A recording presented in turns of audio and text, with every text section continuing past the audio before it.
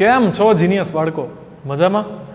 તો આજે પાછા ભેગા થયા છીએ ફિઝિક્સનો એક નવો લેક્ચર લઈને, ચેપ્ટર નંબર 9 કિરણ પ્રકાશ શાસ્ત્ર માટે.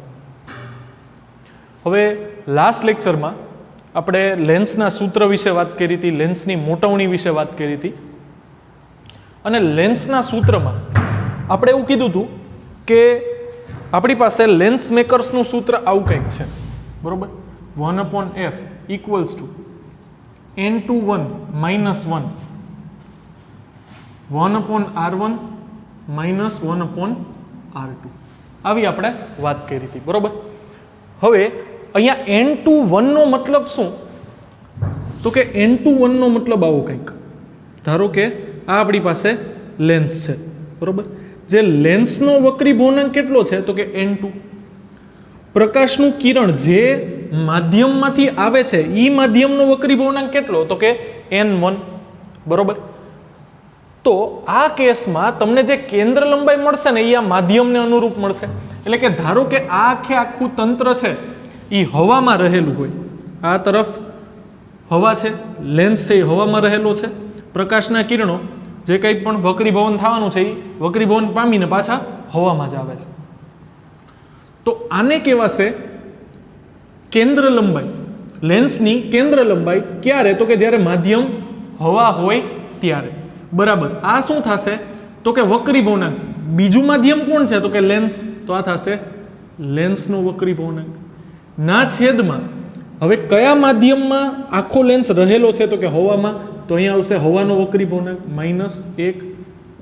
બાકી આખું એઝ ઇટ ઇઝ, બરોબર? બીજા કોઈમાં કઈ ફેરફાર છે નહીં. પણ હવે ધારો કે આ જ લેન્સને, બરોબર, આ જ લેન્સને તમે પાણીમાં ડૂબાડી દો તો અહીંયા શું થશે? હવાની જગ્યાએ હવે માધ્યમ કોણ આવી ગયું? પાણી. તો અહીંયા તમને હવે કેન્દ્ર લંબાઈ મળશે શેમાં? તો કે પાણીમાં. લેન્સ છે ને એ સેમ જ છે. ધારો કે આ ત્રિજ્યા r1 છે, આ કેસમાં r1 છે એ 20 સેન્ટીમીટર હોય અને r2 છે એ 20 સેન્ટીમીટર હોય. પ્લસ માઇનસ સંજ્ઞા નક્કી કરતા આપણે શીખી ગયા, બરોબર? બે ગોળા દોરવાના, આ રીતે બે ગોળા દોર્યા. હવે પ્રકાશનું કિરણ આવે છે કઈ તરફથી? આ તરફથી, બરોબર? તો પેલી સપાટી કઈ છે લેન્સમાં? તો કે પેલી સપાટી આ છે. એની ત્રિજ્યા માપવા માટે આપણે ઓપ્ટિકલ કેન્દ્રથી કઈ તરફ જવું પડે? જમણી તરફ. પ્રકાશનું કિરણ પણ કઈ તરફ જાય છે? તો કે જમણી તરફ. તો આપણે લેવાનું +r1. બીજી સપાટી કઈ છે? તો કે આ છે બીજી સપાટી. એનું કેન્દ્ર મેળવવા માટે આપણે ઓપ્ટિકલ કેન્દ્રથી કઈ તરફ જવું પડે? ડાબી તરફ. પ્રકાશનું કિરણ વસ્તુમાંથી આવે છે જમણી તરફ, અહીંયા આપણે જઈએ છીએ ડાબી તરફ, તો આ આવશે -r2. આ તો બધું ક્લિયર જ છે, બરોબર? હવે અહીંયા શું થશે કે જો તમારે સેમ લેન્સને તમે પાણીમાં ડૂબાડો છો તો એની નવી કેન્દ્ર લંબાઈ કેટલી છે? આવો જો પ્રશ્ન પૂછવામાં આવે તો શું થશે? તો કે 1/છેદમાં પાણીમાં કેન્દ્ર લંબાઈ બરાબર.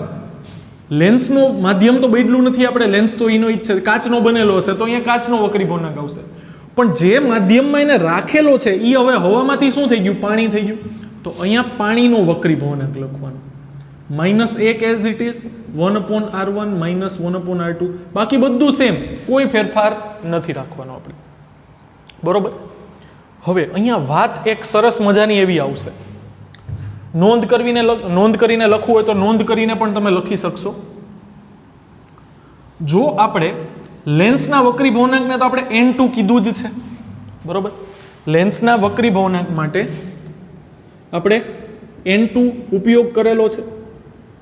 જે માધ્યમમાં રહેલું હોય એનો વક્રી ભવનાંક n1 હોય. અને આ કિસ્સામાં ધારો કે n2 મોટું છે n1 કરતા, n2 મોટું છે n1 કરતા, એનો મતલબ આ માધ્યમ ઘટ છે આ માધ્યમ કરતા, એટલે કે કાચ અને હવા, જે સ્ટાન્ડર્ડ આપણું ઉદાહરણ છે. એવા કિસ્સામાં શું થશે ખબર છે? તમને યાદ હોય ને તો આપણે આવું કંઈક લખ્યું હતું કે કેન્દ્ર લંબાઈ ધન હશે. કોના માટે? તો કે બહિર્ગોળ લેન્સ માટે. કેન્દ્ર લંબાઈ ધન હશે કોની માટે? બહિર્ગોળ લેન્સ માટે. શું કામે? તો કે હમણાં જ આપણે આકૃતિ દોરી બે. આ કેસમાં r1 છે એ પ્લસ આવશે અને r2 છે એ માઇનસ આવશે. જો આના માટે તમારે R1 કોને કેવું ને R2 કોને કેવું એ કદાચ કન્ફ્યુઝન હોય ને, તો ધારો કે આ કેસમાં આપણે વસ્તુ ક્યાં મૂકી, અહીંયા વસ્તુ છે. ધારો કે આ કેસમાં તમે વસ્તુ અહીંયા મૂકો ને, તો હવે પેલી સપાટી ક્યાં આવશે, તો કે અહીંયા. તો કે એના માટે એનું કેન્દ્ર કઈ તરફ આવે, આ તરફ. તો આ વખતે આ R1 થશે. ખાસ ધ્યાન રાખજો, વસ્તુમાંથી પ્રકાશનું કિરણ જે તરફ આવે છે ને, જેને તમે અથડાવો છો ને, એ સપાટી તમારી પહેલી સપાટી થશે. લેન્થ સેમ નો સેમ જ છે. તમે વસ્તુ આ તરફ લઈ ગયા તો પહેલી સપાટી આ થઈ ગઈ, તો R1 આ તરફ આવશે. તો જો વસ્તુમાંથી પ્રકાશ આ તરફ આવે છે, R1 આ તરફ માપો છો તો પ્લસ રહેશે. અને બીજી સપાટી આ થશે, પ્રકાશ આ તરફ આવે છે, R2 આ તરફ માપશો, ઋણ આવશે. તો વસ્તુ આ તરફ મૂકો કે આ તરફ મૂકો, બહિર્ગોળ લેન્સ માટે હંમેશા કેન્દ્ર લંબાઈ કેવી રહેશે, ધન. અને અંતર્ગોળ છે લેન્સ, તો એના માટે કેન્દ્ર લંબાઈ ઋણ આવશે. આની પણ આપણે ચર્ચા કરી હતી આપણે લાસ્ટ લેક્ચરમાં, બરોબર. પણ હવે એક જાદુ થશે. હવે જાદુ શું થશે, તો કે આ વસ્તુ છે ને, આ ઘટના, આ આપણે હવામાં વાત કરી હતી, બરોબર. હવે ધારો કે આ જ વસ્તુને આપણે કોઈ માધ્યમમાં ડૂબાડીએ, બરોબર. અહીંયા શું થાય છે, જો બધી જ જગ્યાએ N2 નું મૂલ્ય N1 કરતા મોટું છે, એટલે કે લેન્સનો વક્રી ભવનાંક વધારે છે માધ્યમ કરતા, જે માધ્યમમાં લેન્સને રાખવામાં આવેલો છે તે, બરોબર. તો આવા કેસમાં શું થશે, તો કે તમને જવાબ બહિર્ગોળ માટે ધન મળશે, અંતર્ગોળ માટે ઋણ મળશે, બરોબર. પણ હવે જો તમે કોઈ એવા માધ્યમમાં લેન્સને ડૂબાડો, ધારો કે લેન્સ બનેલો છે કાચનો, જેનો વક્રી ભવનાંક છે 1.5, અને તમે એને ડૂબાડો છો બીજા કોઈ ઘટ માધ્યમમાં. ધારો કે તમે એને કોઈ ગ્લિસરીનમાં અથવા કોઈ મધમાં અથવા એવું કોઈ માધ્યમ કે જેનો વક્રી ભવનાંક N2 એટલે કે કાચ કરતા વધારે હોય. ધારો કે આપણે એને 1.7 વક્રી ભવનાંક ધરાવતા કોઈ માધ્યમમાં ડૂબાડીએ, એનો મતલબ શું થશે, N1 is greater than N2, આવું થઈ જશે, બરોબર. તો અહીંયા શું થશે, આ સૂત્ર આપણે લખ્યું 1/f બરાબર N2/N1 -1 અને 1/R1 -1/R2 as it is. તો અહીંયા શું થશે જોવો છો તમે, N2 નાનું છે કોના કરતા, N1 કરતા. N2 નાનું છે કોના કરતા, N1 કરતા. N1 મોટું છે કોના કરતા, N2 કરતા. એનો મતલબ અહીંયા આવશે 1.5 ને છેદમાં આવશે 1.7 થશે આવું. તો જવાબ 1 કરતા નાનો આવશે કે નહીં. ઉદાહરણ તરીકે 0.8 આવતો હોય, એને માઇનસ શું આવશે 1, અને આ આખું પદ તો એઝ ઇટ ઇઝ જ રહેશે, એમાં કોઈ ફેરફાર નહીં. સંજ્ઞા પદ્ધતિ એ સેમ. પાણીમાં ડૂબાડો તોય સંજ્ઞા પદ્ધતિ પહેલી સપાટી આ થશે +R1, બીજી સપાટી આ થશે -R2. એટલે આ પદને કોઈ ફેર નહીં પડે. ફેર પડશે કોને, આ પદને. શું કામે, તો કે હવે જો પેલા કેસમાં શું થયું, તો કે કાચ હતું અને સામે હવા હતી, એટલે 1.5 ના છેદમાં 1 હવામાં હતું ત્યારે -1. આ પદ તો એમને, તો 1.5 ના છેદમાં 1 એટલે 1.5 -1, બરોબર. 1.5 -1 0.5. તો આખું પદ પ્લસ રહ્યું કે નહીં, બરોબર. પેલા કિસ્સામાં એ પદ કેવું રહ્યું, પ્લસ. હવે મેં એને ગ્લિસરીનમાં અથવા કોઈ ઘટ માધ્યમમાં ડૂબાડ્યું જેનો વક્રી ભવનાંક લેન્સના વક્રી ભવનાંક કરતા વધારે છે, તો આ પદ કેવું થઈ ગયું, માઇનસ થઈ ગયું કે નહીં. હવામાં રાખ્યું હતું તો એ લેન્સ કેવો હતો, બહિર્ગોળ, કારણ કે એની કેન્દ્ર લંબાઈ તમને કેવી મળશે, ધન. પણ જેવું તમે એને એક ઘટ માધ્યમમાં ડૂબાડ્યું જેનો વક્રી ભવનાંક લેન્સના વક્રી ભવનાંક કરતા વધારે હોય, તો હવે કેન્દ્ર લંબાઈ કેવી મળશે, ઋણ મળશે. કેવી મળશે, ઋણ મળશે. એનો મતલબ આ લેન્સને તમે હવામાં રાખો છો તો એ બહિર્ગોળ લેન્સ છે, પણ જેવો તમે એને ઘટ માધ્યમમાં ડૂબાડો છો જેની કેન્દ્ર લંબાઈ જેનો વક્રી ભવનાંક, માધ્યમનો વક્રી ભવનાંક લેન્સના વક્રી ભવનાંક કરતા વધારે હોય, એટલે કે લેન્સ કરતા ઘટ માધ્યમમાં તમે એને ડૂબાડશો ને, તો હવામાં જેની કેન્દ્ર લંબાઈ પ્લસ હતી, માધ્યમમાં એની કેન્દ્ર લંબાઈ ઋણ થઈ ગઈ. એનો મતલબ શું, બહિર્ગોળ લેન્સ અંતર્ગોળ લેન્સ બની ગયો. બહિર્ગોળ લેન્સ અંતર્ગોળ લેન્સ બની ગયો. કેન્દ્ર લંબાઈ ઋણ કોની હોય? જે અંતર્ગોળ લેન્સ હોય એની. ટપા પડતા હે તો જાદુ થઈ જશે. જે લેન્સ તમને હવામાં બહિર્ગોળ લેન્સ તરીકે કામ કરી આપે છે, એટલે કે પ્રકાશના કિરણોને કેન્દ્રિત કરવાનું કામ કરે છે, જો તમે એને જે લેન્સનો વક્રીભવનાંક છે એના કરતાં વધારે વક્રીભવનાંક ધરાવતા એટલે કે ઘટ માધ્યમમાં જો તમે ડૂબાડશો તો એ કેન્દ્રિત કરવાની જગ્યાએ હવે પ્રકાશના કિરણોને વિકેન્દ્રિત કરશે. એટલે કે હવે એ કામ કરશે અંતર્ગોળ લેન્સ તરીકે.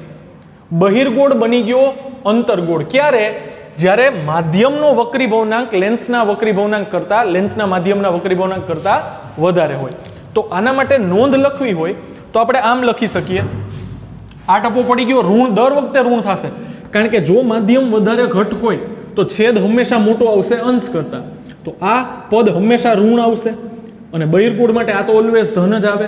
તો ઋણ ગુણ્યા ધન ઋણ થઈ જશે, એટલે ધન કેન્દ્ર લંબાઈ બની જશે ઋણ જ્યારે તમે એને ઘટ માધ્યમમાં ડૂબાડશો. એટલે કે બહિર્ગોળ લેન્સ બની જશે અંતર્ગોળ લેન્સ. આ હકુભા નથી, બરોબર? કોઈ જાદુ નથી આમ ખિસ્સામાંથી કે પોટલામાંથી કાંઈ સસલું કાઢ્યું એવું. આ પ્યોર ફિઝિક્સ છે, બરોબર? તો જ્યારે લેન્સનો વક્રીભવનાંક માધ્યમના વક્રીભવનાંક કરતા મોટો હોય ત્યારે બહિર્ગોળ રહે બહિર્ગોળ. એનો મતલબ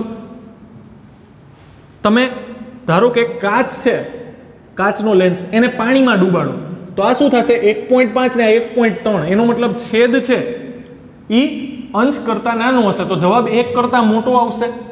તો જો તમે લેન્સને પાણીમાં ડૂબાડો તો હવામાં રહેલો બહિર્ગોળ લેન્સ પાણીમાં પણ બહિર્ગોળ લેન્સ તરીકે જ વર્તશે, કારણ કે હજી પણ લેન્સનો વક્રીભવનાંક માધ્યમના વક્રીભવનાંક કરતા વધારે છે.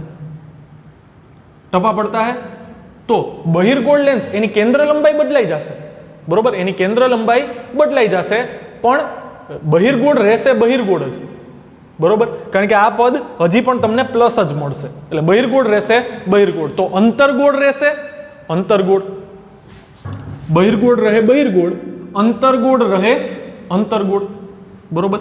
લખવાની જરૂર નથી પણ લખી નાખીએ. અંતર્ગોળ રહે અંતર્ગોળ. આ લેન્સની વાત થઈ છે, અરીસાની નહીં, બરોબર? હવે જ્યારે જે માધ્યમમાં તમે એને ડૂબાડો છો, જે માધ્યમમાં તમે એને ડૂબાડો છો એનો વક્રીભવનાંક લેન્સના વક્રીભવનાંક કરતા વધારે હોય તો આપણે શું જોયું? જો ધન કેન્દ્ર લંબાઈ હોય તો એ કેવી બની જાય છે? ઋણ. એનો મતલબ બહિર્ગોળ બને અંતર્ગોળ લેન્સ.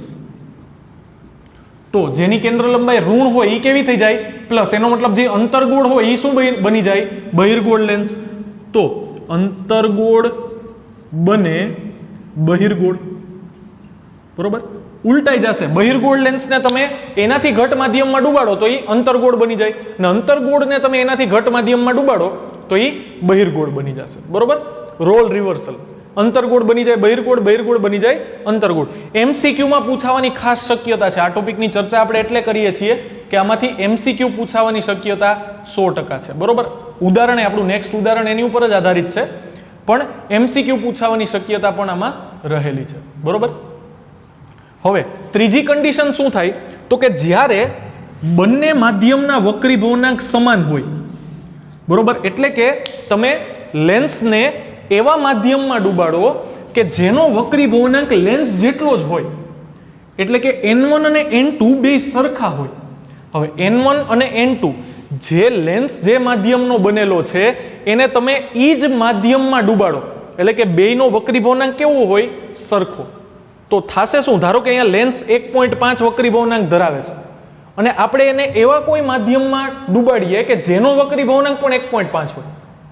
હવે વક્રીભવનાંક કોનો સરખો હોય? તો કે જે માધ્યમ સરખા હોય એના. એનો મતલબ કાચના લેન્સને તમે કાચમાં ડૂબાડો, બરોબર? તો થાશે શું? તો કે અહીંયા 1.5 આવે તો અહીંયા પણ 1.5 આવે. અંશ અને છેદ કેન્સલ થઈ જશે. ધારો કે તમે પાણીનો વક્રીભવનાંક છે 1.33, એના જેવું કોઈ માધ્યમ છે, એટલે કે લેન્સનો વક્રીભવનાંક છે 1.33 એને તમે એવા માધ્યમમાં ડૂબાડો જેનો વક્રી ભવનાંક પણ છે 1.33, તો લેન્સ અને માધ્યમ બંનેનો વક્રી ભવનાંક સરખો થઈ જશે, અંશ છેદ કેન્સલ થઈ જાય, તો વધે શું 1, અને પાછળ માઇનસ શું છે 1, તો 1 માઇનસ 1 શું થઈ જશે 0, તો એનો મતલબ તમને 1ના છેદમાં કેન્દ્ર લંબાઈ મળશે 0, 1ના છેદમાં કેન્દ્ર લંબાઈ 0 હોય એનું વ્યસ્ત કરીએ તો તમને કેન્દ્ર લંબાઈ મળી જશે અનંત. અને આપણે લાસ્ટ લેક્ચરમાં ચર્ચા કરી હતી કે કેન્દ્ર લંબાઈ અનંત કોની હોય, તો કે જે સમતલ સપાટી હોય, સમતલ સપાટી માટે કેન્દ્ર લંબાઈ કેટલી થાય અનંત થાય કે નહીં, તો તમને સમતલ સપાટી માટે કેન્દ્ર લંબાઈ કેટલી મળશે અનંત. એનો મતલબ લેન્સનો વક્રી ભવનાંક હોય એટલો જ વક્રી ભવનાંક ધરાવતા માધ્યમમાં તમે એને ડૂબાડો તો બહિર્ગોળ લેન્સ બની જશે સમતલ સપાટી, બહિર્ગોળ બને સમતલ સપાટી. એટલે કે જો એની કેન્દ્ર લંબાઈ ધન હોય તો હવે એની કેન્દ્ર લંબાઈ થઈ જશે અનંત. અને જો તમે અંતર્ગોળ લેન્સને આવા માધ્યમમાં ડૂબાડો, એનો મતલબ સેમ વસ્તુ જે બહિર્ગોળ માટે છે એવી લેન્સના માધ્યમના વક્રી ભવનાંક જેટલા વક્રી ભવનાંક ધરાવતા માધ્યમમાં તમે એને ડૂબાડો તો અંતર્ગોળ લેન્સ બની જશે સમતલ સપાટી. એટલે કે જો તમે બહિર્ગોળને આવા માધ્યમમાં ડૂબાડો ને તો પણ એ સમતલ સપાટી બની જાય, અને અંતર્ગોળને ડૂબાડો ને તો પણ એ સમતલ સપાટી કાચના ચોસલા તરીકે સ્લેબ તરીકે વર્તશે. બરોબર, તો આ વસ્તુ ખાસ ધ્યાન રાખવા જેવી છે, નોંધ કરીને આ વસ્તુ લખી નાખો. બરોબર, પોઝ કરી નોટ કરી અને આ વસ્તુ ખાસ ધ્યાન રાખજો. અને હવે પછીનું ઉદાહરણ પાછું આપણું આની ઉપર જ આધારિત છે, એટલે પોઝ કરી અને નોટ કરી લો ત્યાં સુધી આને છેકી નાખો. બરોબર,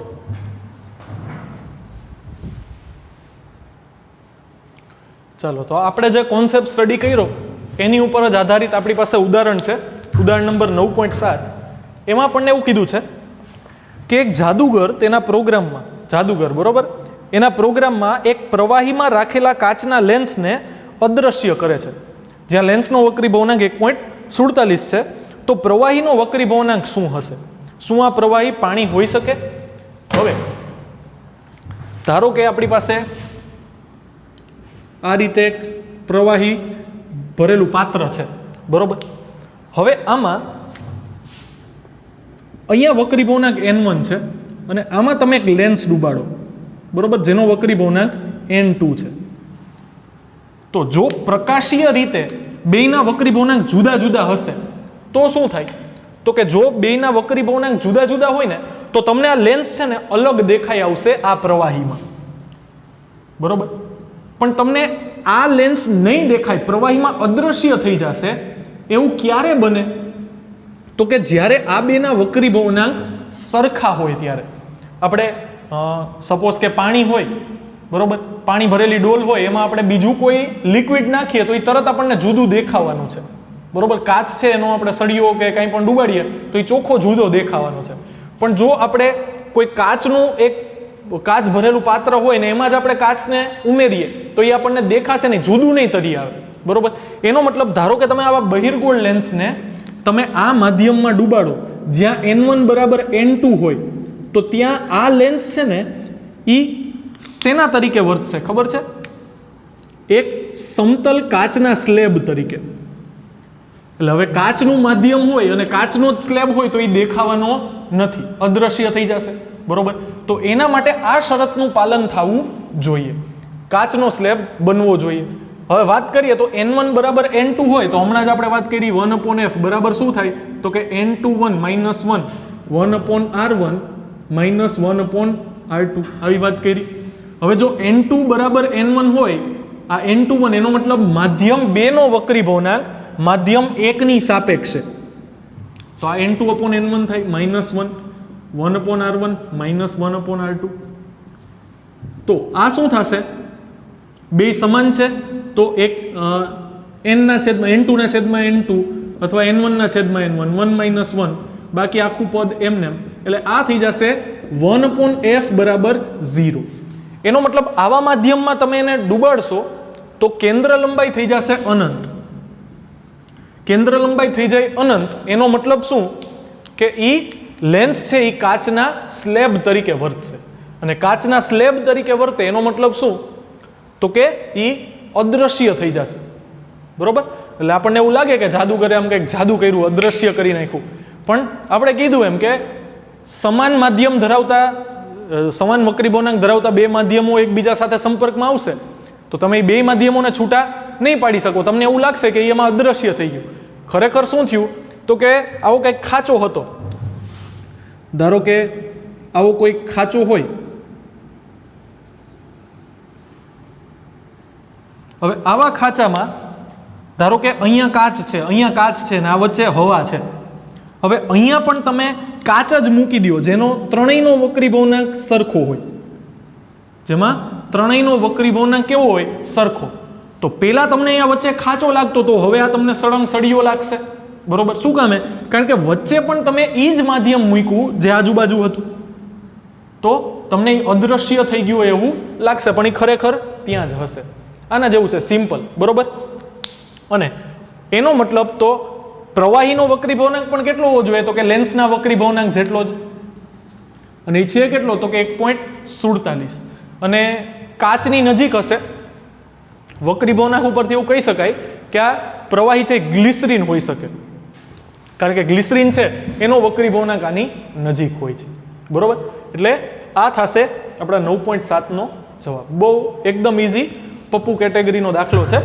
પણ આપણે કોન્સેપ્ટ સમજ્યા એટલે આપણને આ પપ્પુ કેટેગરીનો લાગ્યો બરોબર બાકી આપણે થોડાક આમ વિચારવું પડે કે શું કામે આવું થયું પણ આપણે બહુ ડિટેલમાં કોન્સેપ્ટ સ્ટડી કરી લીધો કે ભાઈ શું કામે જ્યારે તમે કયા માધ્યમમાં પ્રવાહીને ડૂબાડો તો એનો વક્રીભવનાંક કઈ રીતે અસર કરે છે એના પ્રકાર ઉપર બહિર્ગોળ ક્યારે અંતર્ગોળ બને અંતર્ગોળ બહિર્ગોળ બની જાય બહિર્ગોળ જ રહીએ અંતર્ગોળ જ રહીએ અને બહિર્ગોળ સમતલ સપાટી બની જાય અને અંતર્ગોળ સમતલ સપાટી બની જાય ત્રણેય કેસ આપણે ચર્ચા કરી લીધી એટલે એમાં હવે કોઈ ડાઉટ રહે એવું કંઈ છે નહીં બરોબર તો એના પછીનો ટોપિક છે લેન્સનો પાવર એની આપણે ચર્ચા કરીએ હવે આપણે શું કીધું કે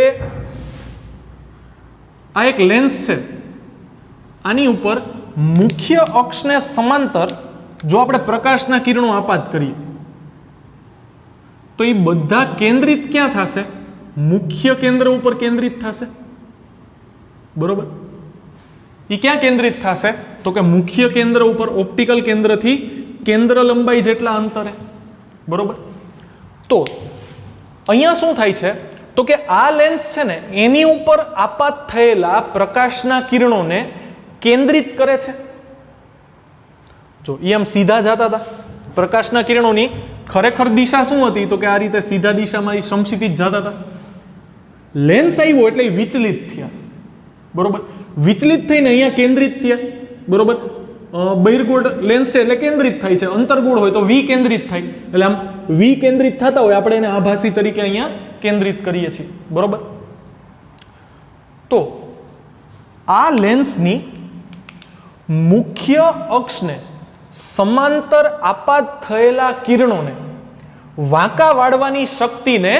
લેન્સનો પાવર કહેવાય વાંકા વાળવાની અથવા તો કેન્દ્રિત અથવા વિકેન્દ્રિત વાંકા વાળવાની તો ટૂંકમાં આપણો બેઝિક દેશી શબ્દ થઈ જાય એક્ઝેક્ટ આપણે ફિઝિક્સની ભાષામાં કહીએ તો મુખ્ય અક્ષને સમાંતર આપાત પ્રકાશના કિરણોને વિચલિત કરી એના માર્ગેથી વિચલિત કરી અને કેન્દ્રિત અથવા વિકેન્દ્રિત કરવાની ક્ષમતાને લેન્સનો પાવર કહેવાય અને લેન્સના પાવરને એક્ઝેક્ટ વાત કરીએ તો અહીંયા શું થયું તો કે આ પ્રકાશનું કિરણ આપણે કયું લેવાનું છે તો કે એની મુખ્ય અક્ષથી 1 મીટરની ઊંચાઈ આને આપણે અત્યારે h લખીએ છીએ બરોબર સૂત્ર તરીકે પછી આપણે આનું 1 મીટર આવું મૂલ્ય લઈ લેશું એટલે અત્યારે આપણે આને કહીએ h બરોબર તો ઓપ્ટિકલ કેન્દ્રથી h જેટલી ઊંચાઈએ પ્રકાશનું કિરણ જે આપાત થયું એનો મુખ્ય માર્ગ આમ હતો જો લેન્સ આડો ના આવ્યો તો એની ગતિ આમ ચાલુ રાખત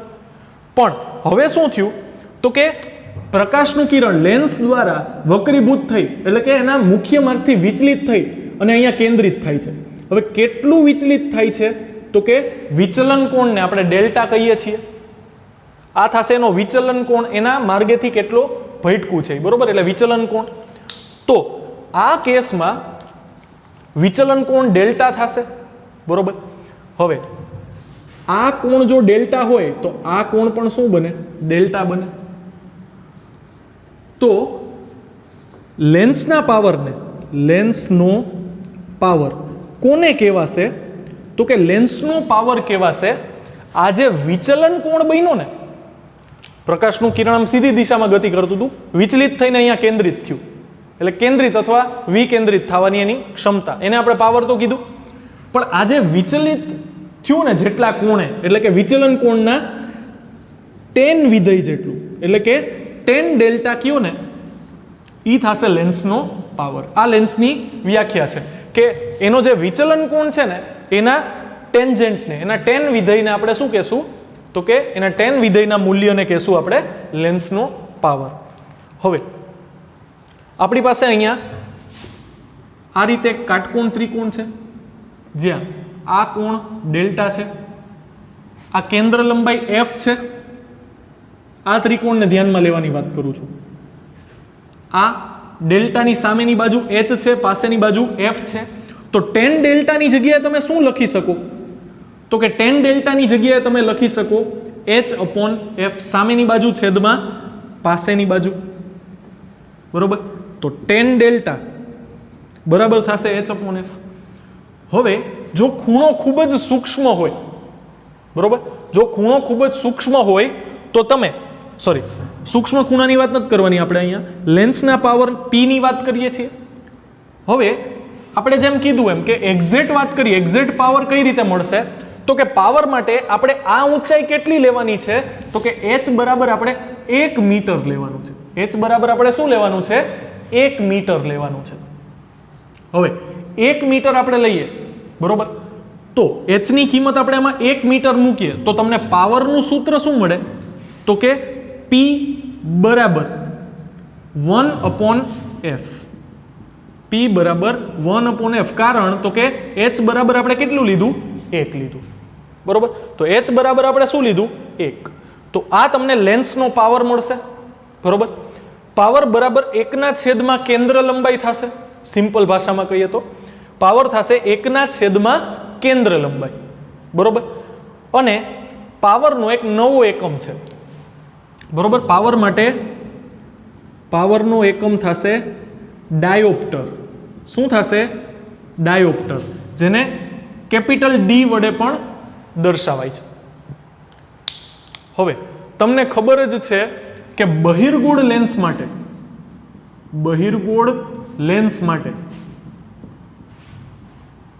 કેન્દ્ર લંબાઈ કેવી હોય, તો કે કેન્દ્ર લંબાઈનું મૂલ્ય કેવું હોય, ધન. તો હવે લેન્સનું જે પાવર છે એ કેન્દ્ર લંબાઈનું શું છે, વ્યસ્ત છે. તો જો છેદ પ્લસ હોય તો જવાબ પણ પ્લસ જ આવે કે નહીં, એનો મતલબ એનો પાવર પણ કેવો આવે, ધન. તો જો કોઈ તમને પૂછે કે બહિર્ગોળ લેન્સ છે એનો પાવર ધન, એનો પાવર કેવો આવે, તો કે ધન આવે. અંતર્ગોળ લેન્સની વાત કરીએ તો અંતર્ગોળ લેન્સ માટે એની કેન્દ્ર લંબાઈ કેવી હોય, તો કે ઋણ. હવે ઋણનું વ્યસ્ત કરશો તો એ જવાબ તો ઋણ જ આવશે, તો એનો પાવર પણ કેવો આવે, ઋણ જ આવે, બરોબર. તો અંતર્ગોળ લેન્સ માટે કેન્દ્ર લંબાઈ પણ ઋણ, પાવર પણ ઋણ. બહિર્ગોળ લેન્સ માટે કેન્દ્ર લંબાઈ પણ ધન અને પાવર પણ કેવો આવશે, ધન આવશે, બરોબર. તો આ રીતે આપણને બહિર્ગોળ ને અંતર્ગોળ લેન્સ માટે કેન્દ્ર લંબાઈ અને પાવર મળી શકે, બરોબર. હવે આનો મતલબ શું, ધારો કે આ કેન્દ્ર લંબાઈ આપણી પાસે, તમને એવું પૂછે કે 1 મીટર કેન્દ્ર લંબાઈ હોય, 1 મીટર કેન્દ્ર લંબાઈ હોય એવા લેન્સનો પાવર શું, તો કે અહીંયા તમે 1 મીટર મૂકશો, બરોબર. તો એ તમને જવાબ મળશે 1. હવે આ જવાબ કેવો છે, પ્લસ, અને એનો એકમ શું છે, તો કે ડાયોપ્ટર. તો તમને એવું કહેવામાં આવે, ધારો કે ચશ્માના નંબર હોય ને, આપણે એમ કહીએ કે +1 છે, તો એનો એકમ શું હોવો જોઈએ, ફરજિયાતપણે ડાયોપ્ટર. અને ત્યારે કેન્દ્ર લંબાઈનો એકમ ફરજિયાત શું હોવો જોઈએ, મીટર. તો જો તમારે પાવરનો જવાબ ડાયોપ્ટરમાં મેળવવો હોય તો કેન્દ્ર લંબાઈનું મૂલ્ય હંમેશા તમારે મીટરમાં જ મૂકવાનું, કેન્દ્ર લંબાઈનો એકમ મીટર હોય ને ત્યારે જ એનું મૂલ્ય મૂકવાનું, તો જ તમને જવાબ ડાયોપ્ટરમાં મળશે. ટપા પડતા હે. જો તમને કોઈ એમ કે તમારે +4 નંબર છે, એટલે કે +4 ડાયોપ્ટર છે, તો P બરાબર શું થાય 1/f, તો F બરાબર થાય 1/P. 1/P બરાબર શું થાય 1/4. 1/4 એટલે શું થાય 0.25 મીટર. એનો મતલબ તમે એવો લેન્સ વાપરો છો જેની કેન્દ્ર લંબાઈ 25 સેન્ટીમીટર છે, જેની કેન્દ્ર લંબાઈ 25 સેન્ટીમીટર છે, એટલે એનો પાવર શું છે +4. ટપા પડતા હે. જેમ પાવર વધારે હશે એમાં છેદ મોટો આવશે. છેદ મોટો એમ જવાબ નાનો એમ કેન્દ્ર લંબાઈ નાની. એનો મતલબ કેન્દ્ર લંબાઈ નાની હોય તો પ્રકાશના કિરણોને વધારે વિચલિત થવું પડે કે નહીં? જો કેન્દ્ર લંબાઈ મોટી હોય તો પ્રકાશના કિરણોને ઓછું વિચલિત થવું પડે. જો આ કેસમાં પ્રકાશનું કિરણ બહુ વધારે વળ્યું છે, આમાં એટલું બધું નથી વળ્યું. આની કેન્દ્ર લંબાઈ વધારે છે, આની કેન્દ્ર લંબાઈ ઓછી છે. ટપા પડતા હે. તો આ વધારે વિચલિત કરે છે. કેન્દ્ર લંબાઈ ઓછી, પાવર વધારે. કેન્દ્ર લંબાઈ ઓછી એટલે એને વધારે વિચલિત કરવા પડે. અને આપણે પાવરની વ્યાખ્યામાં પહેલું જ કીધું કે આપાત પ્રકાશના કિરણને વધારે વિચલિત કરી શકે એનો પાવર વધારે. વિચલન કરવાની, એને કેન્દ્રિત અથવા વિકેન્દ્રિત કરવાની ક્ષમતાને આપણે પાવર કીધું છે. બરોબર. તો આ જ રીતે -2.5 હોઈ શકે, -1 હોઈ શકે, જે અંતર્ગોળ લેન્સ માટે છે. બરોબર. તો આ રીતે આપણે લેન્સના પાવરનો જવાબ ડાયોપ્ટરમાં મેળવવા માટે કેન્દ્ર લંબાઈ ફરજિયાત તમારે શેમાં લેવી પડે? મીટરમાં. ધારો કે તમને એમ કે જે લેન્સની કેન્દ્ર લંબાઈ 25 સેન્ટીમીટર છે એનો પાવર મેળવો, તો 1/f માં અહીંયા 25 નહીં લખવાનું, 0.25 લખવાનું. શું કામ? તો કે સેન્ટીમીટરમાં આપેલી હોય એવી કેન્દ્ર લંબાઈને આપણે મીટરમાં ફેરવશું તો જ તમને સાચો જવાબ ડાયોપ્ટરમાં મળશે, બાકી લોચાએ ઉલ્ફત થઈ જશે. બરોબર. તો આ વાત કરી આપણે લેન્સના પાવરની. બરોબર. લેન્સના પાવર ઉપર આપણી પાસે એક ઉદાહરણ પણ છે. ઉદાહરણ ચાલો નેક્સ્ટ લેક્ચરમાં રાખશું. 9.8 થોડોક મોટો છે, સાથે કનેક્ટેડ છે, તો 9.8 આપણે નેક્સ્ટ લેક્ચર માટે રાખીએ. તો આજના લેક્ચરમાં મેં તમને જે નોંધ લખાવી 3 કેસમાં, બરોબર, જ્યારે માધ્યમનો વક્રી ભવનાંક લેન્સ કરતાં ઓછો હોય, બીજા કેસમાં માધ્યમ કરતાં લેન્સનો વક્રી ભવનાંક વધારે હોય, અને ત્રીજા કેસમાં બંને સરખા હોય, ત્યારે શું થશે એ નોંધ લખવાની કીધી. નોંધ અને 9.7 ઉદાહરણ છે એ તમારે લખીને મને મોકલવાનું છે. બરોબર. અને લેન્સના પાવર માટેના સૂત્રની તારવણી છે એ પણ લખવાની છે. એટલે એક ઉદાહરણ ને 2 પ્રશ્ન જેવું તમારે હોમવર્કમાં થશે. બરોબર. તો કાંઈ પણ ડાઉટ હોય તો તમે મને ગમે ત્યારે કોલ મેસેજ કરી શકો છો. બરોબર. કોલ મેસેજ કરો. તમારામાંથી ઘણા બધા લોકોના કોલ મેસેજ આવે છે, પણ ઘણા બધા એવા લોકો છે મહાજ્ઞાનીઓ જેને મને એવું નથી લાગતું કે કોઈ દિવસ ડાઉટ થતો હોય. બરોબર. તો ડાઉટ થાય એ વધારે સારી વાત છે, ન થાય એના કરતાં. અને હોમવર્ક પર તમારામાંથી ઘણા બધા ઓછા લોકો મોકલે છે. હોમવર્ક રેગ્યુલર સેન્ડ કરતા રહ્યો. બરોબર. અપડેટેડ રહ્યો. લેક્ચર છે એ સાથે જ જોતા જાઓ. કંઈ પેન્ડિંગ પડ્યું હોય તો ટ્રાય કરો કે સેટરડે સન્ડેમાં કમ્પ્લીટ કરી શકો. બરોબર. અને છતાંય કંઈ પણ અટવાવ તો તમે ગમે ત્યારે મને કોલ મેસેજ કરી શકો છો. બરોબર. તો મળીએ નેક્સ્ટ લેક્ચરમાં. ત્યાં સુધી keep preparing. All the very best. Thank you very much.